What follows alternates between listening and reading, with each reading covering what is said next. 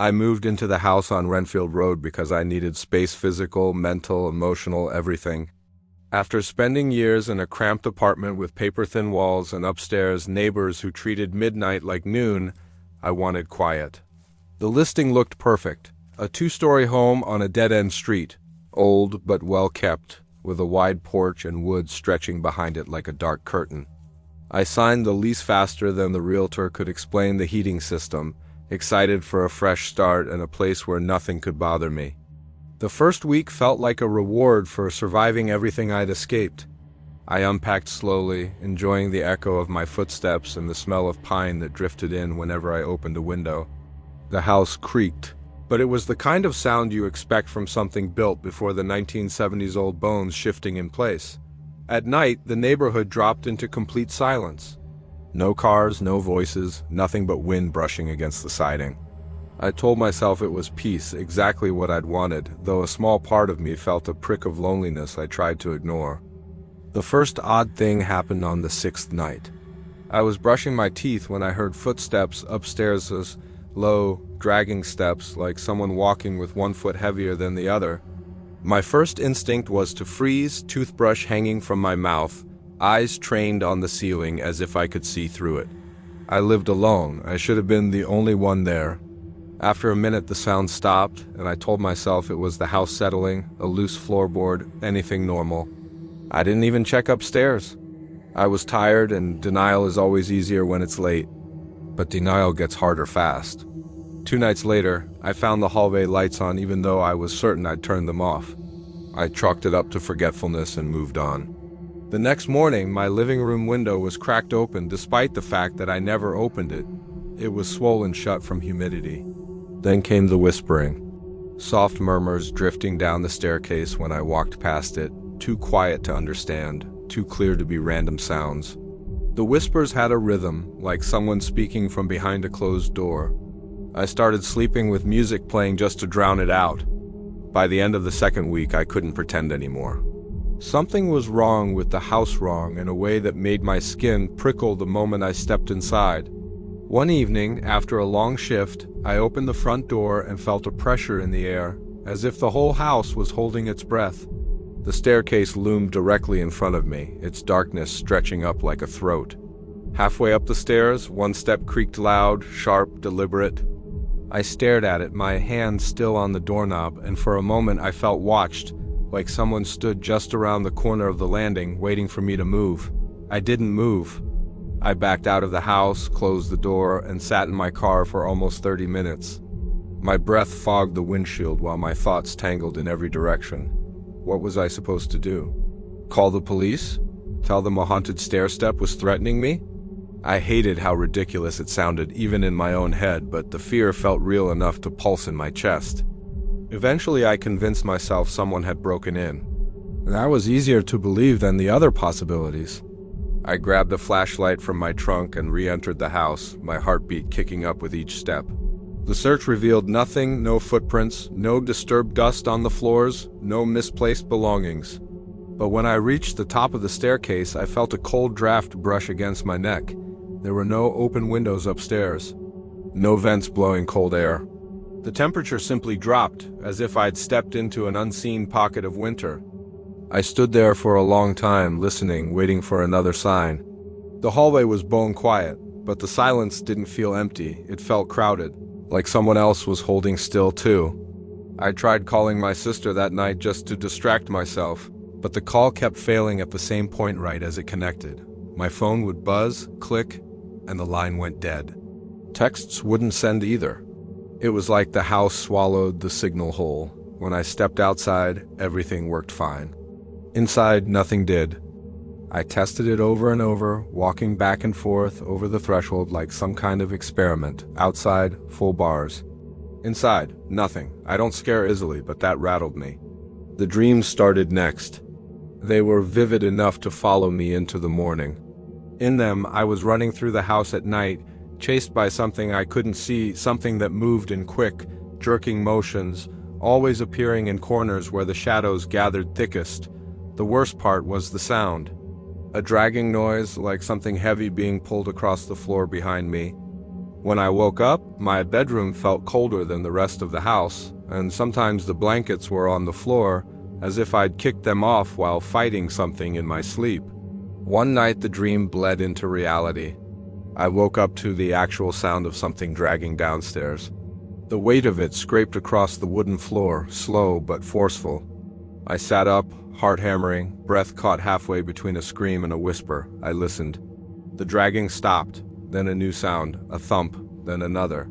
A steady, patient rhythm, like someone was learning how to walk again. I slid out of bed and pressed my back to the wall, every nerve screaming at me to stay still. The hallway outside my room felt darker than usual, thick with the kind of quiet that only comes before something terrible. I grabbed my phone even though I knew it wouldn't work. The screen lit up with "No service," mocking me. The thumping grew louder, closer, moving up the staircase one step at a time. I counted each one, 7, 8, 9. By the 10th step I was shaking so hard my teeth clacked. I stared at the top of the stairs, waiting for a figure to appear, but nothing did. The sound stopped just before the landing, like whoever or whatever it was had decided to wait. I didn't sleep the rest of the night. I kept every light on, sat in the corner of my bedroom, and watched the doorway until morning came. When the sun finally rose, the fear eased a little, but the dread stayed. I called my landlord that afternoon and asked if anyone else had reported strange issues. She hesitated before saying, "Old houses make weird noises. You'll get used to it." Her voice didn't sound confident. She spoke like someone who knew more than she wanted to share. I started digging through county records that evening. Property histories, past tenants, old police reports, anything I could find that mentioned my address. What I discovered made my stomach drop. 2 years earlier, the house had been the scene of an unresolved missing person case. A young man named Evan Miller disappeared one night inside that very house. No signs of forced entry, no evidence of a struggle. The police suspected he walked out on his own, but his belongings were still inside, wallet on the counter, keys near the sink. He simply vanished, and the landlord had never mentioned it. That night, the house felt different, as if the walls knew I'd learned its secret. The whispers grew louder, clearer. One phrase repeated over and over, a desperate, broken murmur. "Don't let it in." I froze when I first understood it, unsure whether the warning was meant for me or for someone else. The temperature dropped again, so cold my breath turned white, drifting into the darkness like smoke. Then I heard footsteps behind me, even though I was alone in the hallway. I didn't turn around. I couldn't. Every instinct told me that whatever stood behind me wasn't something meant to be seen. I backed into my bedroom, closed the door, and leaned against it while my pulse shook through my whole body. Something pressed on the other side of the door, lightly at first, then harder. The wood flexed under the pressure, creaking as if a hand or something shaped like a hand pressed against it. The whispering grew frantic, overlapping voices echoing through the room, impossible to understand but filled with fear. Then everything stopped. The cold faded, the pressure lifted. The house fell silent again. At dawn, I packed every bag I owned, stuffed clothes into trash bags, grabbed essentials, and didn't even bother checking if I'd left anything behind. I just needed to leave. But when I opened the front door, something made me freeze. On the bottom step of the staircase, right where the footsteps had stopped the night before, sat a wallet. Old, cracked leather. A driver's license sticking out, the name Evan Miller. I backed away slowly, heart pounding so hard it hurt. The air thickened again, and for a moment I thought I saw movement at the top of the stairs, something leaning forward just enough to watch me leave. I didn't look twice.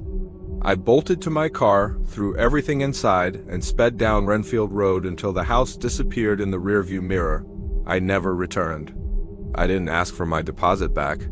I didn't tell the landlord what I'd found. I just left and tried to convince myself the house was just old and unsettling, and I'd imagined the rest. But some nights, when the wind is still and the world goes quiet, I swear I can hear dragging footsteps echoing behind me. And every single time, I feel someone watching.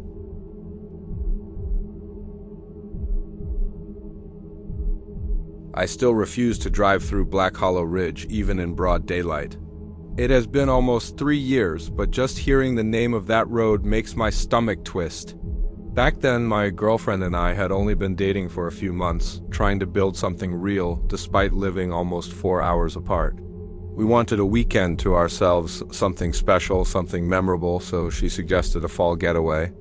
A cabin in the mountains, cool air, hot drinks, a small group of friends. It sounded perfect. I agreed instantly, excited for a chance to escape work and actually relax for once. We started searching for rentals and eventually found what looked like the perfect place online. A restored farmhouse deep in the Pennsylvania woods, surrounded by 40 acres of forest with no neighbors for miles. The photos were stunning: warm wooden interiors, tall windows, an old stone chimney, and a massive wraparound porch. The listing mentioned historic charm, which I should have taken as code for old and unsettling, but at the time, it only made the place seem cooler. We booked it instantly and sent out invites to our closest friends for a weekend of bonfires, drinks, and Halloween vibes. When we arrived, the house was exactly like the pictures, but somehow more haunting in person. It sat alone at the end of a gravel road, half covered by towering pines whose branches clawed at the roof like skeletal hands. The porch creaked under our feet as we carried bags inside, and the interior smelled faintly of cedar and something older, like the scent of antique books that have been left untouched for decades. The atmosphere was eerie, sure, but it was the charming kind of eerie, the kind you expect from any place built before electricity was common. The basement, though, was another story. It had stone walls that wept cold moisture, and long shadows stretched across the uneven floor. The ceiling was low enough that I had to duck in certain spots, and the old metal pipes groaned with every temperature change. It was divided into several small sections, each darker than the last. Even with a flashlight, the far corners felt like they swallowed the light whole. My girlfriend told me she hated it instantly, but we brushed it off as part of the cabin-esque character and decided it added to the Halloween atmosphere. By the time the sun went down that first night, we had music playing, drinks poured, and everyone was in a good party mood. The isolation made everything feel louder and more intense: laughing, dancing, the warmth of the fire crackling in the living room. Around midnight, I stepped outside to cool off. The air was freezing, and the woods around the property were so dark it felt like staring into a bottomless pit. No wind, no nearby houses, no traffic, just a suffocating stillness that made my breath show in the air. As I stood there shivering, I noticed something flickering in the forest beyond the tree-lined, soft golden lights floating between the trees. At first, I thought they were lanterns or maybe someone else camping nearby, but the movement was too controlled, too synchronized. The lights swayed slowly, almost in unison, moving closer but not fast enough to be flashlights. They drifted in a pattern, sliding side to side like people sweeping their lights across the forest floor. Then I heard them faint, echoing voices drifting through the trees, calling out to each other in low, muffled tones that didn't sound friendly. My girlfriend came outside and immediately stiffened when she saw the lights. Her hand slipped into mine, and I could feel her pulse racing. One by one, our friends joined us on the porch, staring in silent confusion as the lights stopped at a distance and hovered in place. They didn't go left or right, they just swayed like whoever held them was searching for something in the ground. The voices carried through the woods again, distorted by distance. Not here. Check farther. She has to be close. No one dared speak. For nearly 20 minutes we watched, not moving, not breathing too loudly, until the lights suddenly blinked out. Within minutes, the forest was completely black again. No movement, no voices. Nothing but suffocating silence swallowing everything. One of my friends tried to lighten the mood by suggesting it was hikers or some kind of organized search party, but even he didn't sound convinced. Instead of laughing, everyone drifted back inside quietly. The party energy died instantly, replaced by an uncomfortable tension that sat heavily in the air. Around 2 a.m., when the others had gone to bed or passed out on couches, I stayed awake cleaning in the kitchen. That's when I heard it, a deep, heavy thump echoing from the basement. At first, I thought maybe one of the pipes was acting up again, but the sound repeated. Thump, pause, thump, thump. It was slow, steady, and deliberate, like something weighty being dragged across concrete. My heart stopped. I stood frozen in the middle of the kitchen, straining to hear more. The rhythm shifted slightly. Thump. Drag. Thump. I should have ignored it. I should have locked the basement door and walked away. But some part of me needed to know if there was a logical explanation. I cracked the basement door open and listened. The sound repeated, louder this time, as if whatever was down there was directly under the stairs. I called out, "Who's down there?" The noise stopped instantly, not faded, not slowed, stopped like someone hit a mute switch. The silence that followed was worse than the sound itself. Something deep inside me whispered that going down there alone would be a mistake. I ran upstairs, woke my girlfriend and one of my friends, and told them what I heard. Armed with flashlights, we descended into the basement together. Our lights cut through the darkness, revealing nothing at first except old furniture and dusty storage items. But in the farthest section, behind a stack of rotting wooden crates, we found something deeply wrong: fresh scrape marks carved into the concrete. Long, jagged scratches stretching several feet across the floor like something had been dragged again and again. The marks were fresh, too fresh. Bits of concrete dust were still loose around the grooves, untouched by time or moisture. My friend whispered, "We shouldn't be down here," and I agreed immediately. We backed upstairs without telling the others. There was no point in scaring everyone when we weren't even sure what we had witnessed. But sleep didn't come easy. Every sound the house made felt amplified. Every creak became a threat. I kept thinking about those lights in the woods and those voices calling out for someone unseen. The next morning, I decided to do something I should have done before booking the place. I checked the reviews. Most were harmless comments about the house being beautiful but old. Then I found one from 7 months earlier. Just one sentence. Felt like someone watched us the entire stay. Would not recommend. That was all. No explanation, no details, but it was enough to make my chest tighten.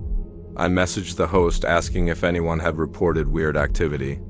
Her reply came an hour later. "The property is very isolated. Nothing unusual has happened. Is everything okay?" I lied and said yes. That night, around dusk, I looked out the living room window and froze. A dark SUV was parked near the edge of the property line, facing the house. It sat there quietly, headlights off, no movement inside. My girlfriend joined me and whispered, "That isn't normal." Slowly, everyone gathered at the window, staring at the unmoving vehicle. It didn't drive closer. It didn't back away, it just watched.